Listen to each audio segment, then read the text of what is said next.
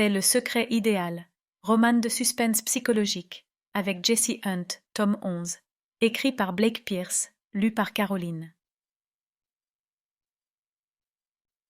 Prologue. Il n'était pas censé être là. En temps normal, Cord Mahoney ne serait jamais venu près de cette partie du manoir. Cependant, la maison pour invités où il couchait était de l'autre côté du domaine, et il savait qu'il n'y arriverait jamais à temps. Il avait essayé toutes les toilettes des invités qu'il avait pu trouver dans la maison, mais avec plus de 500 invités à cette soirée, il y avait de longues files d'attente partout. Donc, il s'était introduit dans l'aile privée de Jasper. Comme c'était la seule partie du manoir dont l'accès était interdit aux invités, cela signifiait que c'était aussi le seul endroit où il y aurait des toilettes disponibles. Cord avait beau être ivre et désinhibé, une partie de lui-même craignait que Jasper ne le jette hors de la maison pour inviter où il l'accueillait s'il le trouvait ici. Sa crainte n'était pas infondée. Jasper Otis était connu pour avoir un caractère explosif et, comme il possédait plusieurs milliards de dollars, il pouvait se permettre de l'être.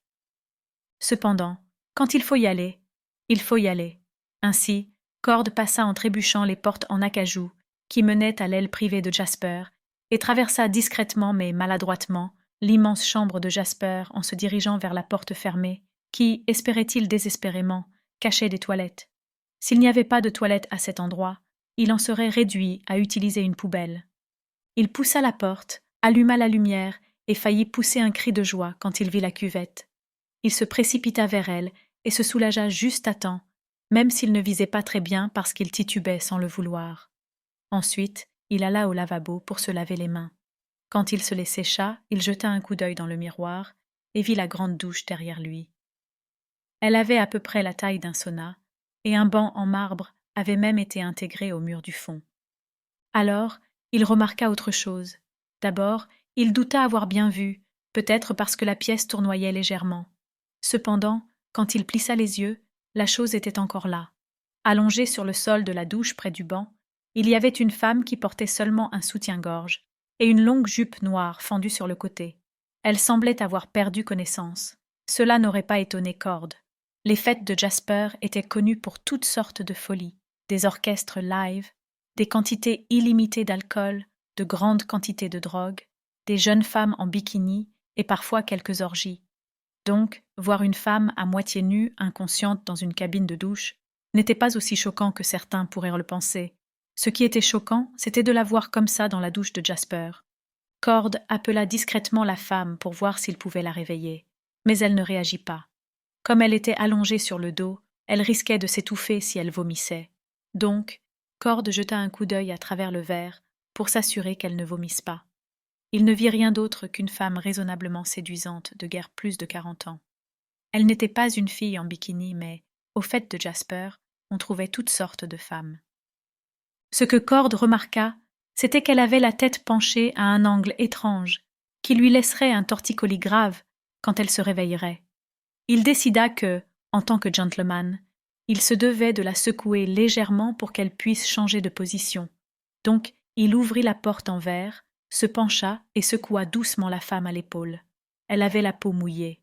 Il baissa les yeux et vit qu'elle avait aussi les vêtements mouillés, comme l'était le sol de la douche. Il poussa doucement la femme une nouvelle fois. Elle ne réagit pas du tout. Ce fut à ce moment-là que Cord remarqua qu'elle ne respirait pas. La panique monta en lui, mais il réussit à la maîtriser assez longtemps pour se souvenir de la formation en RCR qu'il avait suivie quand il avait été maître nageur dans sa jeunesse. Il sortit son téléphone, appela les urgences, activa le haut-parleur et le posa sur le banc de la douche. Alors, il se plaça à côté de la femme et se prépara à commencer les compressions. Alors qu'il allait appuyer sur la poitrine de la femme pour la première fois, il remarqua autre chose. Son cou n'était pas seulement penché à un angle bizarre. Il pendait lâchement de côté, comme s'il n'y avait rien eu pour le soutenir. Cord aurait presque pu penser qu'il était brisé. Au moment où l'urgentiste lui répondit, Cord se rendit compte de ce que c'était. Alors, il commença à hurler. Chapitre 1er. À 5h10 du matin, Jessie Hunt accepta qu'elle ne pourrait pas se rendormir.